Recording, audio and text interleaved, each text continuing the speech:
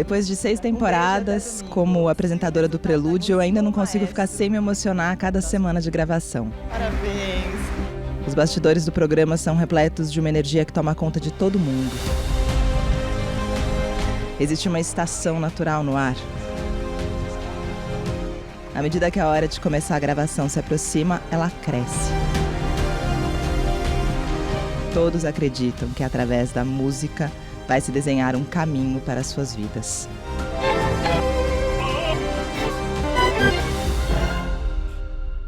Que grande parte dos artistas que se destacam como solistas ou como maestros, etc., é que eles, em geral, são muito bons no domínio daquele artesanato musical que é muito complicado e envolve milhares e milhares de horas de estudo, e às vezes esquecem um pouco do grande contexto cultural no qual a arte musical está inserida.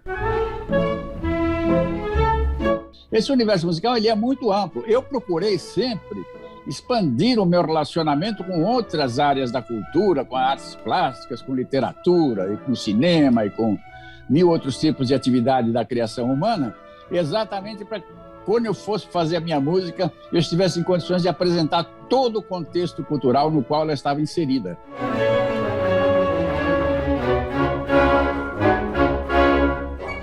Quando você não é do meio, você assiste o programa com o Prelúdio, você imagina que o único jeito de viver de música é estar naquele palco, ou tocando na frente da orquestra, ou tocando dentro da orquestra. Depois a gente aprende que tem muitas maneiras de viver de música, que o mercado musical é bastante variado, que você pode fazer aquelas obras que estão sendo tocadas, que você pode fazer aqueles arranjos, que você pode trabalhar como inspetor daquela orquestra, que você pode ser o professor de músicos profissionais, que você pode ser o professor de amadores, que você pode moldar as novas gerações, que você pode trabalhar em estúdio, com gravação, que você pode trabalhar com trilha sonora, que você pode trabalhar com arranjos para músicos populares. O mercado musical é bastante variado e a gente percebe nos candidatos do Prelúdio essa flexibilidade de poder ir para onde o mercado oferecer e para onde estiverem abertas as suas maiores chances. Que o importante para eles é fazer a sua música, é viver com dignidade, com integridade do seu fazer musical, mas não precisa necessariamente ser só a coisa do glamour, do holofote e do palco.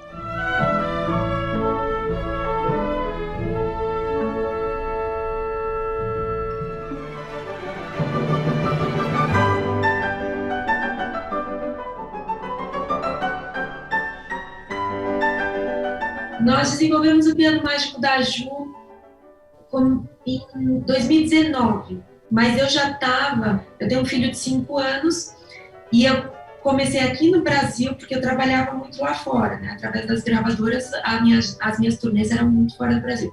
Então eu comecei aqui no Brasil projetos para público infantil, pensando nessa questão de formação mesmo, introduzir a música de qualidade na primeira infância. E o projeto foi crescendo, colocamos personagens que interagem comigo e nós vivemos aventuras. Os personagens são os compositores, Mozart, Beethoven, Chopin, todos os compositores. E colocamos letra nas músicas clássicas, coreografias, ritmos brasileiros, para as crianças entenderem nossos ritmos. Então é uma educação / entretenimento.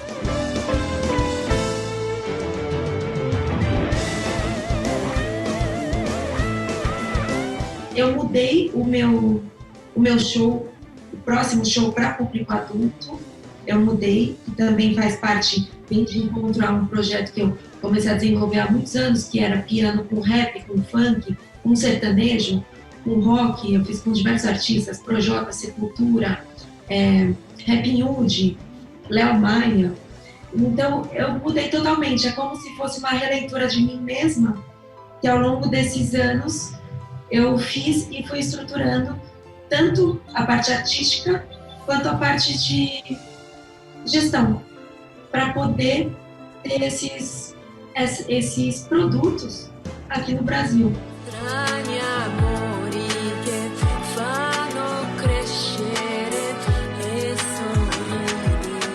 É um projeto muito transformador.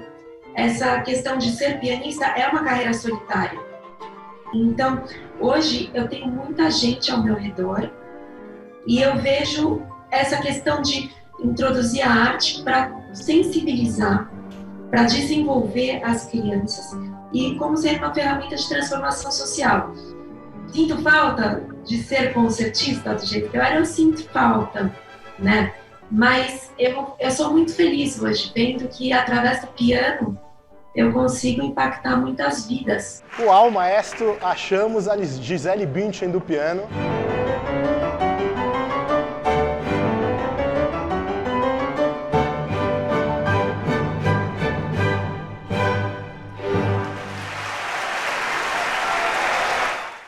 Nunca houve tantas oportunidades e nunca houve tanto acesso, né, ao universo da música. E estou dizendo isso em sentido amplo, né? Às vezes esses jovens prodígios que têm sido revelados pelo Prelúdio, né, a gente pensa que eles vão seguir a carreira de grandes solistas, concertistas, etc. e tal.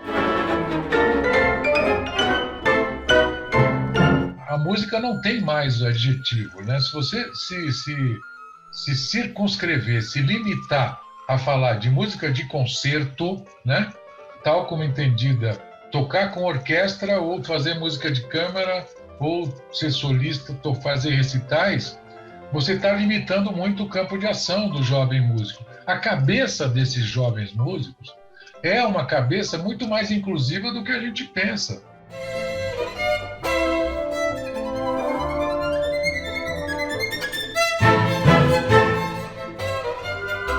Então, quando a gente pensa que um concurso é o grande meio para o jovem músico conseguir um lugar ao sol, sim, é um grande meio, uma ferramenta poderosa no sentido de lhe propiciar a convivência num grande centro, né, na Europa ou nos Estados Unidos, de ver como a música funciona hoje, né? E ele vai voltar, certamente, se voltar, vai voltar para o Brasil com uma outra cabeça.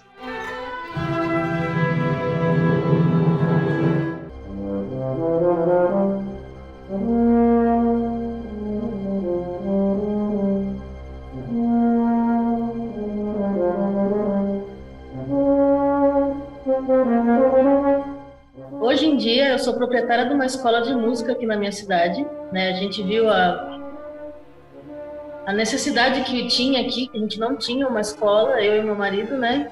E a gente se formou no conservatório, veio para cá, montou essa escola. E eu sou arranjadora, maestrina auxiliar e chefe de naipe dos metais da Orquestra Jazz Sinfônica Senai Sorocaba.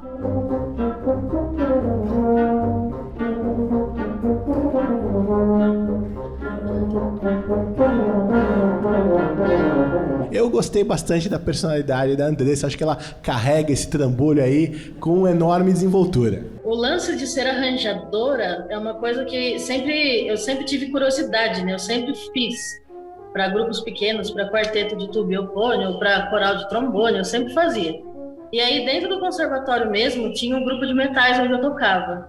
E aí o maestro pediu para mim e para o meu marido desenvolvermos um concerto só com músicas do flashback, né, dos anos 80, anos 90. E aí a gente trabalhou bastante fazendo esses arranjos e isso se tornou um braço da minha profissão, né? É um jeito que eu tenho para ganhar uma renda extra com isso. E dentro da orquestra, eu já conhecia o maestro Vitor Canassa, de quando eu tocava na Banda Marcial, né? Com o projeto do Orquestrando, do maestro João Carlos Martins, a Banda Marcial do Senai virou a orquestra. E aí, junto com essa transição, ele me convidou, né, a estar ali dentro da orquestra e fazer essas funções.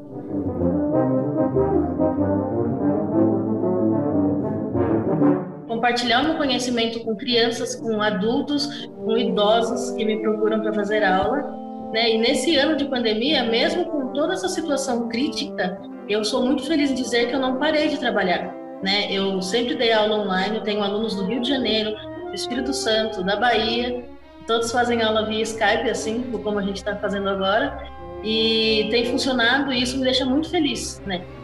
De compartilhar o meu conhecimento com essas pessoas e fazer com que tudo funcione.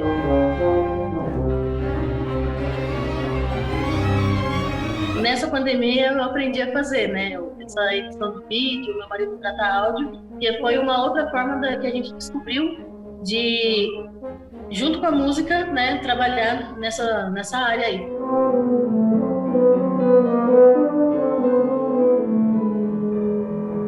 Eu acho que a música, na verdade, como parâmetro geral, ela tem o poder da transformação, né? Ela transformou minha vida, me levou para um caminho totalmente diferente que eu nunca achei que poderia, né? Eu não sabia que esse mundo existia, né? De tudo isso de música de concerto, música de palco, música erudita, música MPB, jazz, né? Tem essas divisões e eu não coloco um limite, né? Eu estou sempre trabalhando, me atualizando, fazendo as coisas para sempre produzir mais e não parar, né? Então eu acredito que para mim é infinito.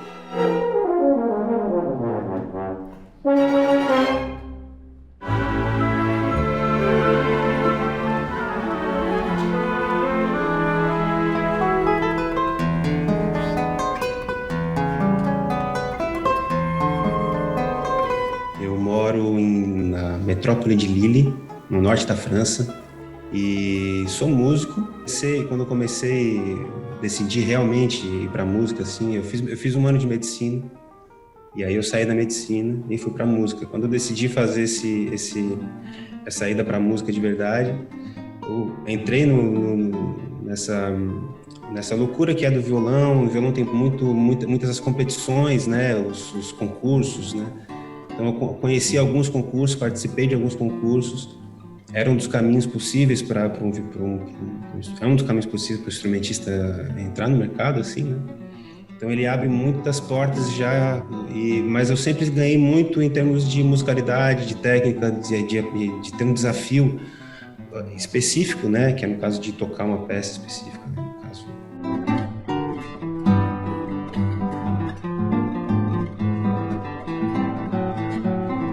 Você lembra de alguma coisa que alguém do júri te falou na época e que você carregou com você pro bem ou pro mal? Eu lembro do João Carlos Martins falando que ele tinha gostado muito do equilíbrio entre o violão e a orquestra. Gostei muito do balanço entre o violão e a orquestra. Estava um balanço realmente onde jamais havia uma interferência tanto do violão na orquestra como da orquestra no violão. O próprio Irineu também falando que, né, constatando que dava para ver que eu tinha um pé na cozinha, como ele usou esse termo. Foi super legal também. E o Vitor tem claramente um pé na cozinha, musicalmente falando.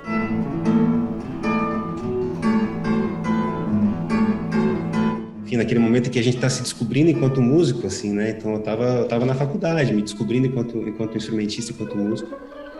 E receber esses respaldos, assim, é aquilo.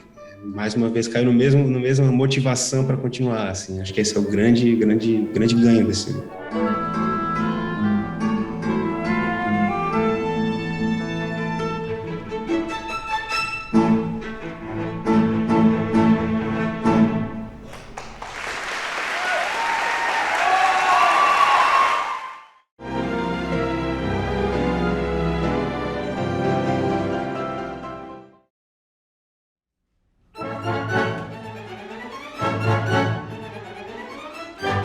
Na temporada 2009 do Prelúdio, conhecemos a maestrina Alexandra Arrietti, mais uma aluna do Conservatório de Tatuí que ganhou o mundo e vem regendo orquestras, sinfônicas e filarmônicas no mundo todo e arrebatando prêmios nacionais e internacionais.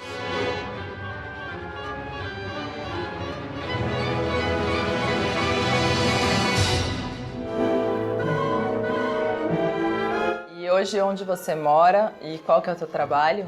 Hoje eu falo que eu tenho duas vidas aqui. Agora eu tô aqui em Henderson, que é Nevada, do lado de Las Vegas, e onde eu passo parte do meu ano, e aí a outra parte do ano eu passo na Europa, na Bélgica, fazendo tour com o Night of the Proms.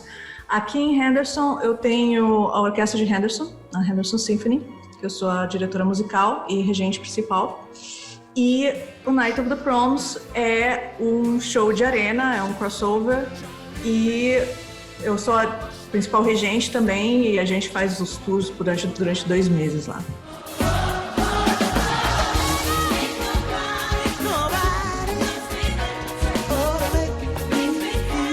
você resolveu ser regente? Foi jovem? Como foi?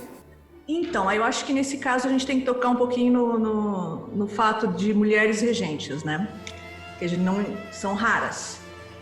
Eu acho que hoje em dia a gente vê mais, mas quando eu comecei 10 anos atrás, eram pouquíssimas, né?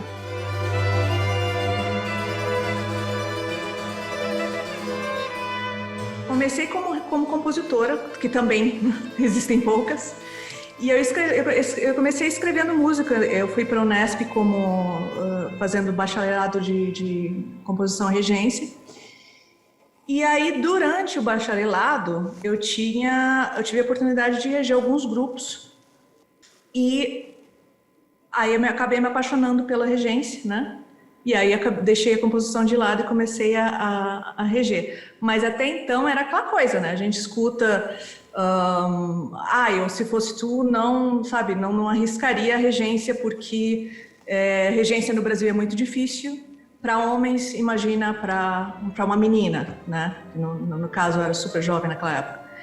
E então, realmente, eu tive que escutar essas coisas. Eu acredito que hoje em dia as meninas não tenham que escutar essas coisas também, tanto quanto eu escutei naquela época.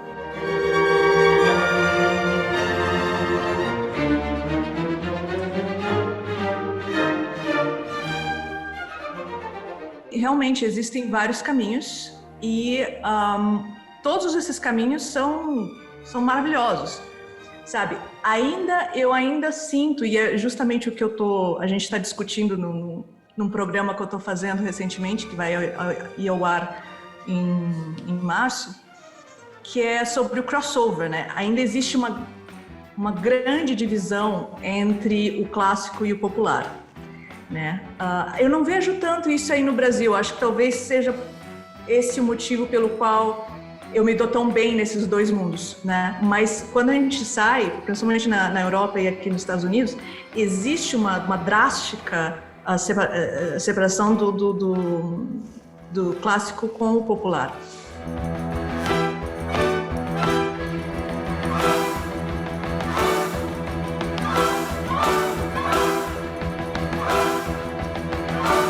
Não deveria existir essa separação. Essa separação não existia 200 anos atrás, sabe? Isso começou no começo do século XX, onde a gente separou a música clássica da música popular por vários motivos, né?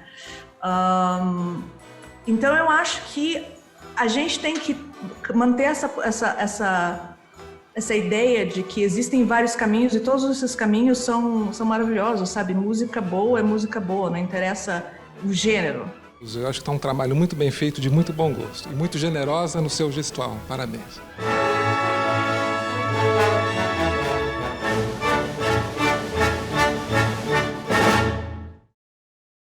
Eu vejo que a minha carreira é fruto de um pensamento, de uma escolha ética musical, e não é um fruto de um planejamento de carreira. Isso não existe para mim e eu não sei nem o que é isso, planejar a carreira, não sei. O que eu sei é tentar ser o melhor músico que eu posso, hoje, ontem e amanhã, sempre, com muito estudo, com muita seriedade, com muita entrega à arte. A carreira é uma consequência disso. Então, os caminhos que eu trilhei, os países que eu visitei, as parcerias que eu fiz, são todas resultado de uma postura ética musical e de profunda devoção à arte que eu tenho desde muito menino, muito pequeno.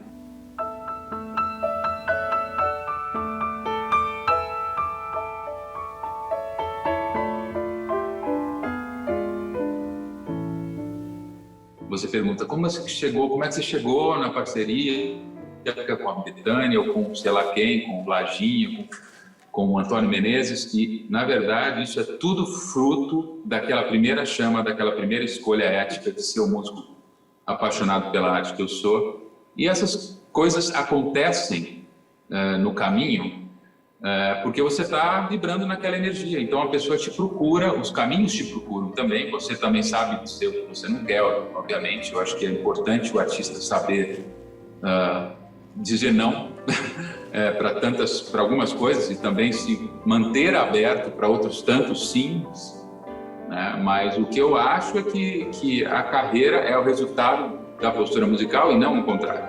Ninguém pensa daqui 10 anos eu quero estar aqui nesse lugar. Na verdade, a gente pensa sempre no dia de hoje em ser o melhor músico que a gente pode. E a música é imensa e é desafiadora, e a gente nunca vai chegar num momento em que a gente vai falar eu sei tudo, eu já sei o suficiente.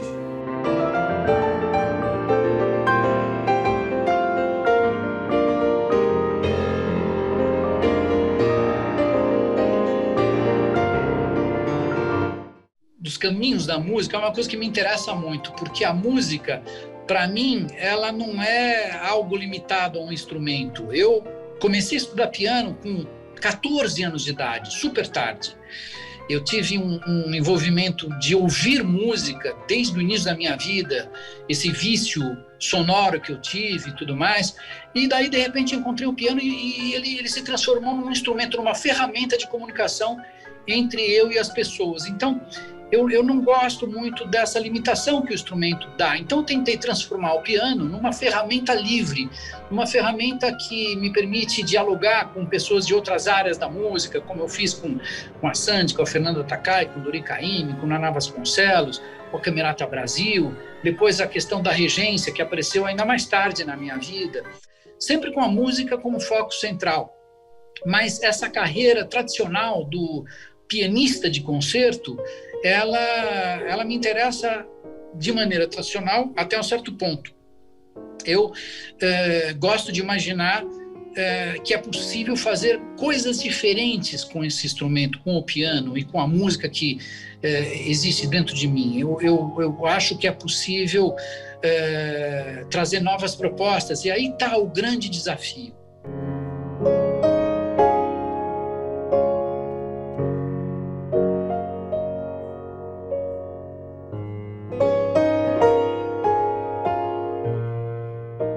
Você tem que encontrar o seu caminho.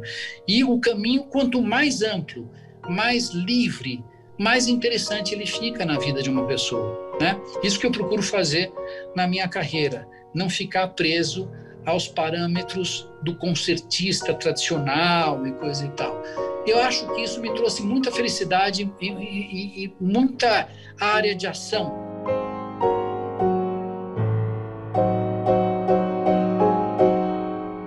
Por que uma pessoa deveria assistir a um concerto meu? Essa é uma pergunta que todos os músicos devem saber, devem fazer para si próprios. Porque isso vai dar uma autoanálise e uma diretriz, um direcionamento do que é que você espera daquilo que você tem a dar para o público.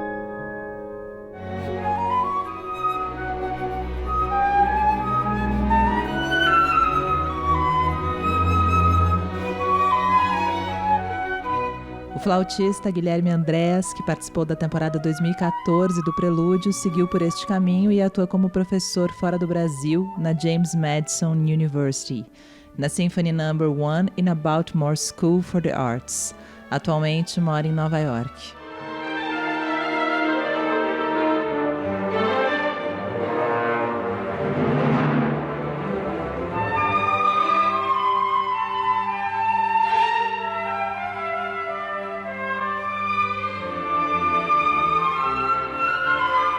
Desde que me mudei para cá, eu já trabalhei em vários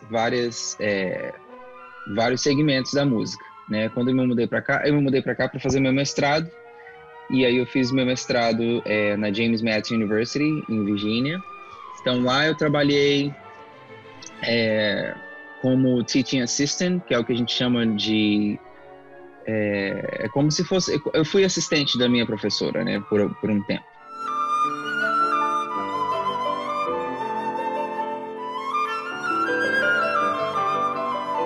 Depois, eu me mudei para Baltimore para fazer o meu segundo mestrado. Então, eu tocava na orquestra, fiz muita chamber music, música de câmara, né? Fiz vários recitais também. Todo mundo sonha em tocar no Carnegie Hall, né? E aí eu fui convidado para tocar como primeira flauta no Carnegie Hall com uma orquestra daqui. Então, isso foi muito legal. E aí, claro, eu comecei a dar aula também. Eu fui diretor de música de uma igreja também, aqui por 4 anos. E aí eu toco piano também, então eu tocava, e aí eu fazia arranjo, todas essas coisas.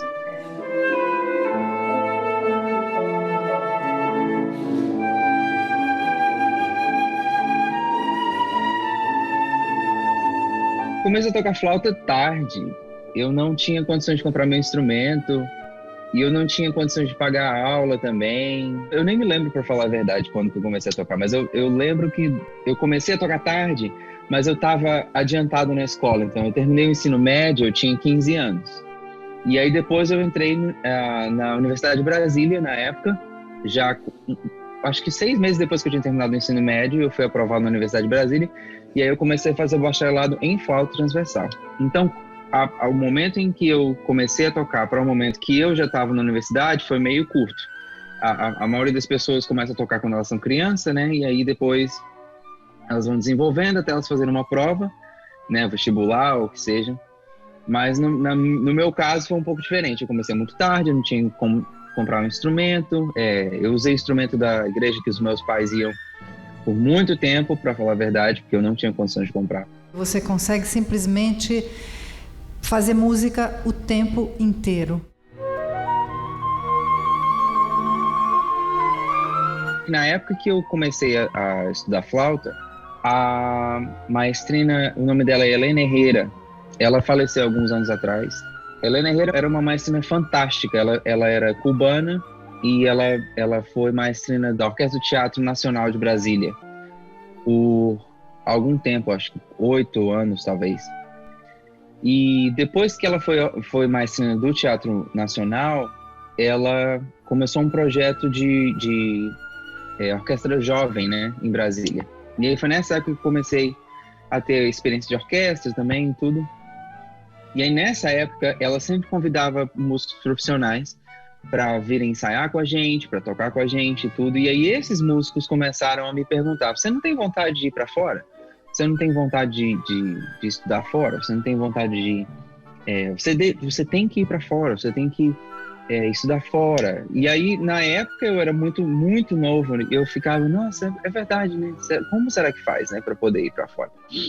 Então, de verdade, eu sonhei, sim, nessa época que eu poderia ir mais longe do que eu estava, né? E aí, muita luta. Não foi fácil, não. Não tá sendo fácil ainda, não. Mas acho que não é fácil para ninguém, né?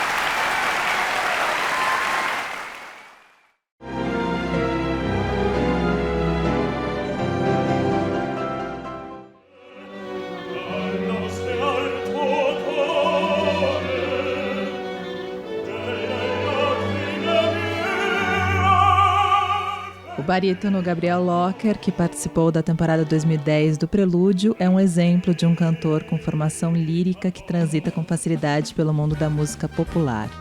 Com uma carreira de crooner, ele vem associando sua técnica e seu talento para cantar de Nat King Cole a Pavarotti, passando pelo samba, bolero, rock e cha-cha-cha. Heaven, I'm in heaven. And my heart beats so that I can hardly speak. O lado mecânico da música racional é absolutamente incrível. Só que esse lado mecânico e artesanal e profundamente técnico, ele é praticamente sem vida. Se você colocar aquilo no computador e ouve uma partitura inteira, você não... parece um fliperama, parece um jogo de crianças. Ela só vira uma coisa maravilhosa quando o ser humano a interpreta. Ou seja, a música, ela é fruto de 2 personagens, do criador e do intérprete. My huckleberry friend, long river. Você continua cantando música erudita, não? Muita coisa aconteceu desde a minha participação no Prelúdio, né? Após a participação, eu me formei na faculdade de música, me tornei arranjador, regente, né? E após um tempo trabalhando com óperas musicais e tal, eu quis alçar novos voos, né? E encontrar um outro caminho na música. E aí eu passei, desde 2017, a homenagear os grandes crooners, os cantores antigos, que tem muito a ver com as vozes líricas, né? Todos eles tinham vozes impostadas, vozes proeminentes. E hoje eu tenho um show que homenageia os grandes cantores, tanto internacionais quanto nacionais, e continuo na música.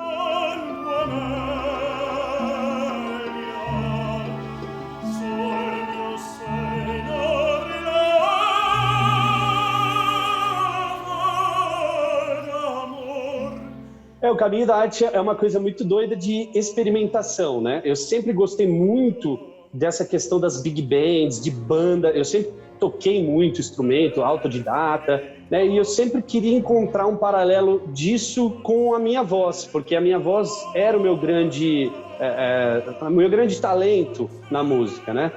Só que eu tinha essa voz que é uma voz impostada, uma voz lírica, que eu cantei diversas óperas musicais e todo mundo falava, sua área é aí e tal. Mas a ópera, por mais linda que seja, não era uma coisa que eu acordava todos os dias e falava assim, é isso que eu quero fazer da minha vida.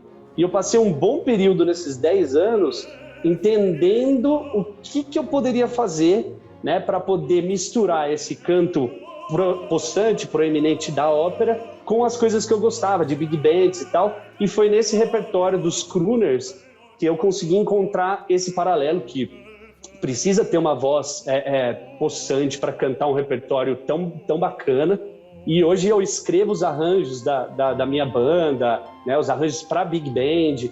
Estou caminhando para a gravação do meu primeiro disco de autorais, que vai ser nessa linha das grandes Big Bands e dos crooners. Então, eu acho que é um processo de aprendizado, né, que você vai experimentando as coisas na música e vai vendo aonde você se encaixa, aonde você se enquadra e onde você acorda todos os dias e se sente feliz por fazer aquilo.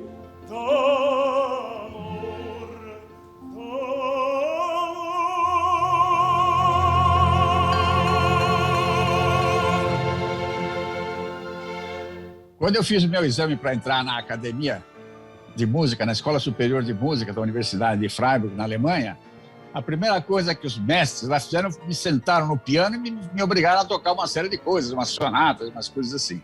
Como eu não era um bom pianista, eu tocava muito bem viola e violino.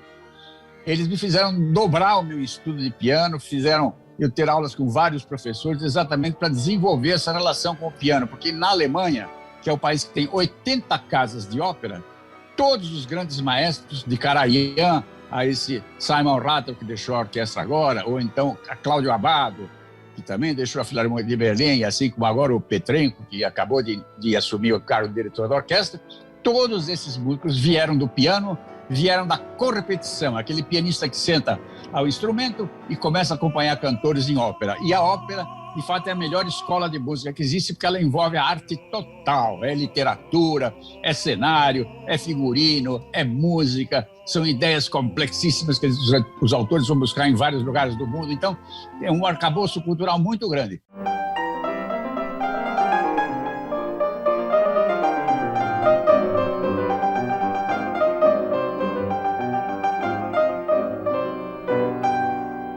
Eu estudei em São Paulo na USP, piano clássico, e logo em seguida eu comecei a trabalhar como pianista no Teatro Municipal de São Paulo. E comecei a trabalhar com ópera. E por causa desse trabalho, eu consegui uma audição na Alemanha em 2016 e eu vim para cá, mudei para Leipzig para trabalhar no teatro de ópera aqui. Então, desde 2016 que eu estou trabalhando como pianista na ópera de Leipzig.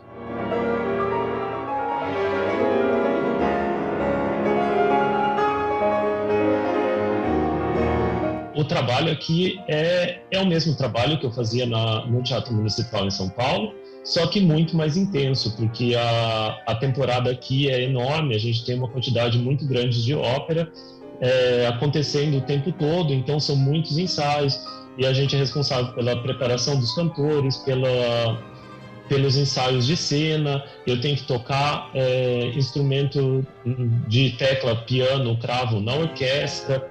Então é um trabalho bem puxado.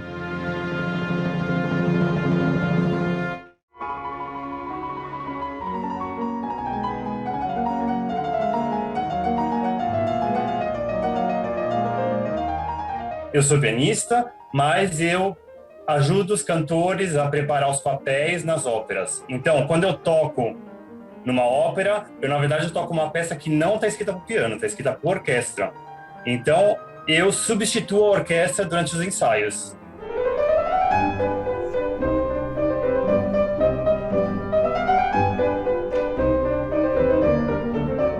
Eu conheci a professora do Conservatório Nacional de Paris, ela chama Erika Guiomard. A gente se deu super bem. Eu encontrei ela, na verdade, num curso de verão. E aqui na França, eles têm muitos bons professores de correpetição. Então, eu pensei de vir para cá para poder estudar e fazer o conservatório e tudo isso. Então, eu tentei o concurso para entrar no conservatório, então eu entrei para fazer um mestrado de 2 anos no Conservatório Nacional de Paris. E aí, no final, fiquei por aqui, e então eu sou freelancer desde então.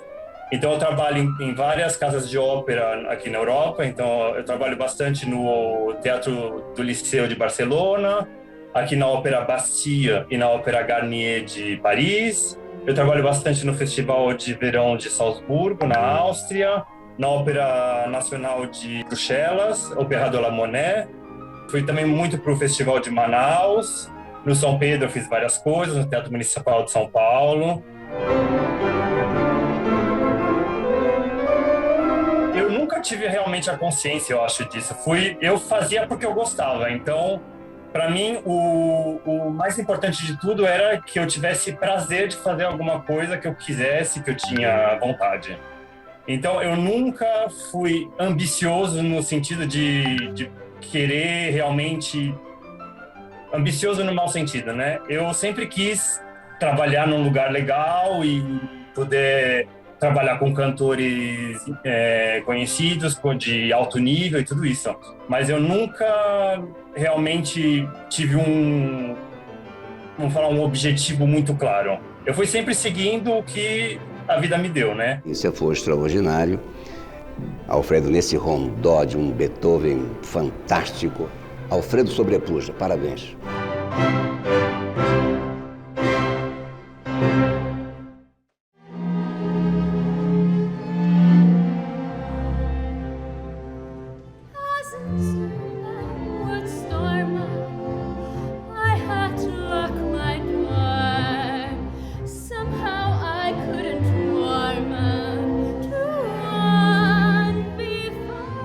Foi uma realização pessoal, totalmente. Eu não fui para ganhar, não fui para cantar ópera, que era geralmente, né, eles fazem música clássica. Eu fui para me divertir, para treinar. Foi um convite, então foi uma experiência muito legal. Eu gostei muito de ter feito e ter as filmagens também até hoje é importante para mim. E o que você faz hoje? Eu fiz alguns musicais, né, que eu tinha feito faculdade de teatro em Los Angeles, teatro musical. E até eu lembro que os jurados falaram, que legal você escolheu uma música de teatro musical, geralmente as pessoas escolhem ópera e tal. Me congratulo bastante com a Viviane de ter escolhido uma das mais bonitas canções de Gershwin. Mas essa Viviane é um pouco diferente dos candidatos de canto que vêm aqui, porque eles vêm com aqueles vozeirões para cantar ópera, né? A praia da Viviane é o canto aí do musical, é aquele canto acompanhado do microfone, né? Embrace me, my sweet embrace. Meus pais são psicólogos e eu sempre gostei muito de psicologia. E aí eu comecei a me interessar mais por psicologia, fui fazer uma pós-graduação, fiz mestrado e agora estou fazendo doutorado em psicologia. Não canto mais profissionalmente. Na verdade, a abordagem de psicologia que eu escolhi chama Drama Therapy, então combina teatro e outros tipos de arte com psicologia. Então eu tenho a oportunidade de usar teatro e música no meu próprio consultório. I love all the many turns about you. Eu penso como teria sido se eu tivesse feito psicologia direto com 18 anos, em vez de ter ido para os Estados Unidos fazer teatro. E eu percebo que eu acho que eu seria uma pessoa diferente, assim, não só pela experiência que eu tive de fazer faculdade de teatro, mas pelo que a arte em si me ensinou, a disciplina e a questão do personagem, e como tem a ver com psicologia, teatro, tem muito a ver. E música também, todas essas formas de expressão eu tenho aprendido cada vez mais que essas técnicas não verbais de terapêuticas são muito importantes, muito benéficas para várias pessoas. Então, é uma coisa que complementa muito a minha vida.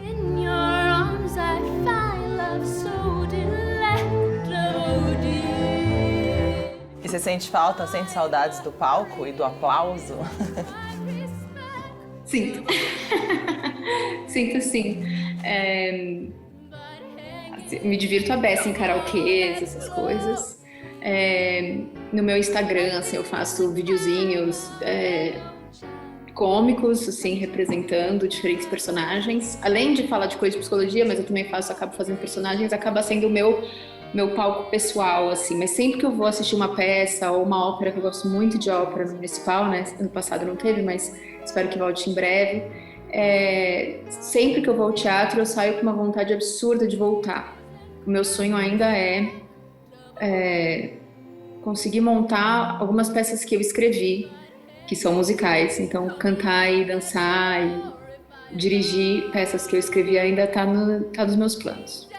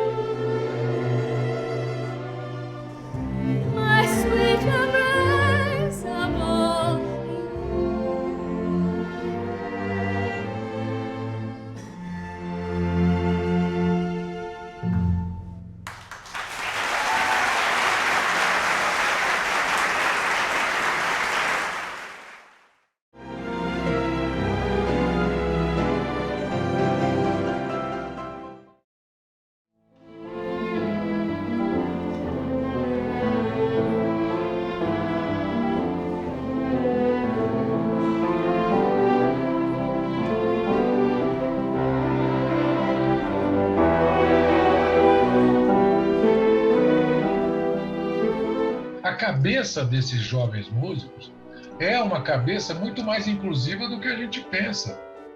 A gente, quando pensa numa carreira erudita, está pensando de uma maneira já do passado.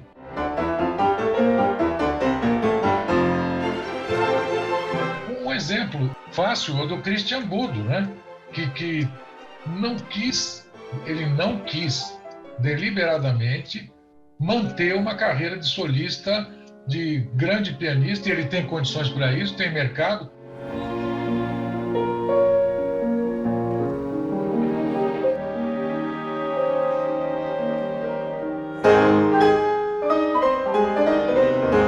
A minha trajetória, ela sempre foi feita de muitas encruzilhadas, eu acho, mas os caminhos que eu fui tomando e as decisões que eu fui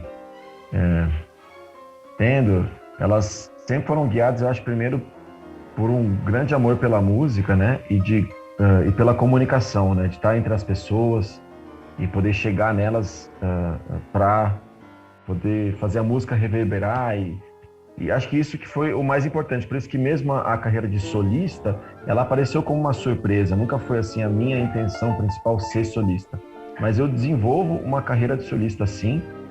Mas eu percebia que esse tipo de carreira, por mais que ela seja muito visada, ela muitas vezes ela é considerada como a única opção, né? Na nossa formação, a gente é muito, como pianista, a gente é muito direcionada para essa carreira, que obviamente tem a sua importância, é muito difícil, eu acho, também de alcançar, depende muito do trabalho, também de sorte, também de conhecer as pessoas certas, enfim, de ter os apoios certos, né?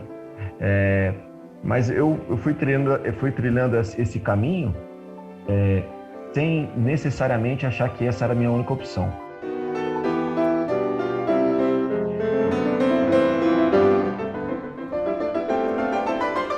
Eu percebi que a grande necessidade da música clássica não é necessariamente a gente pensar só na carreira que a gente pode fazer sozinho, mas tentar, tentar construir ainda mais aonde a gente pode, onde a gente tem uma voz maior, onde é a nossa casa também, construir uma estrutura que possa fazer perdurar, né, a música que a gente tanto ama.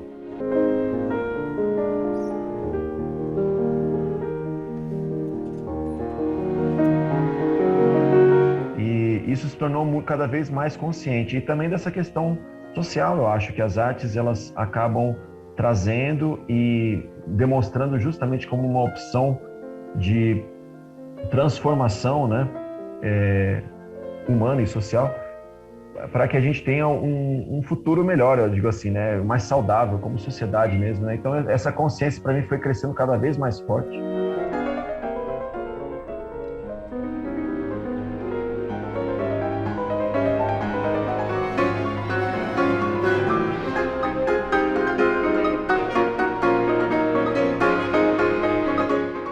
O elogio para mim, ou o aplauso mesmo quando a gente está tocando, ele só faz sentido quando eu imagino que no fundo aquilo lá é só uma expressão da revelação que a pessoa, do que a pessoa sentiu, que é dela, sabe? Não é meu, não é dela, o que ela está sentindo quando ela aplaude, o que ela está sentindo quando ela elogia.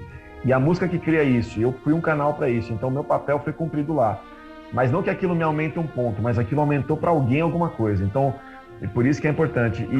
E assim, imaginar que a maior de todas, né, eu já tive assim, momentos inesquecíveis de pessoas que vieram para mim depois de uma experiência musical, eu tive a sorte de estar lá tocando, mas quando eu imagino que é uma criança, um jovem, até um adulto, tanto faz, mas que está levando música ao ponto de fazer daquilo a vida dela, pensar que eu posso ter uma influência nisso, acho que é a melhor coisa do mundo, porque a gente tem que passar isso para frente, né? E, inclusive, assim, eu tô colocando isso como objetivo de vida, né? Eu me torno sempre acessível para as pessoas que estão nessa busca e que às vezes precisam de uma guia, um conselho, qualquer coisa assim. Isso acabou acontecendo muito ultimamente, né? Pelas mídias sociais, né? Que é o jeito fácil de se encontrar. Pessoas entram em contato, me perguntam, me falam, querem tocar para mim, alguma coisa assim. E nesse sentido eu sempre me torno acessível porque me dá muito prazer em saber disso.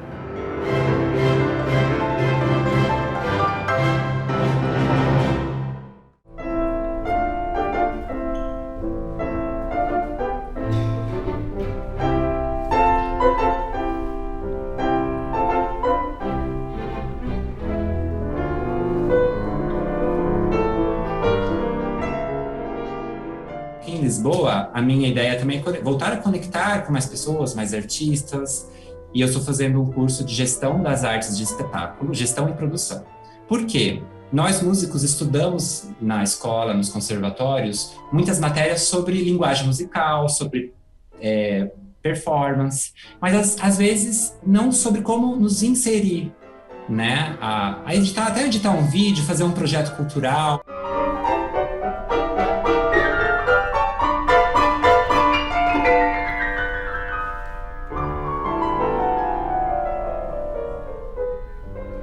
Eu conheço muitos artistas que são incríveis, mas às vezes ficam ali entre quatro paredes no estudo, às vezes falta essa articulação. E isso é um estudo que é uma formação que eu estou buscando trazer para ter também os meus projetos e disseminá-los. Eu sinto falta de vários palcos. Já toquei em Lisboa, toquei no Museu Nacional de Música, em outros locais.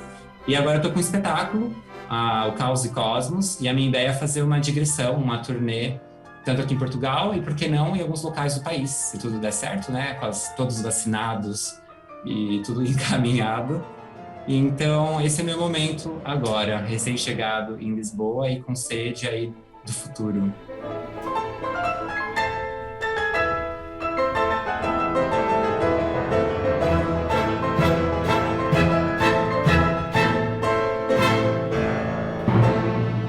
E o Prelúdio de hoje está chegando ao fim. E antes de encerrar, claro, a gente ouve o maestro contando sempre uma história ou o porquê da escolha dessa música. Hoje a gente encerra com Mourão. Por quê, maestro?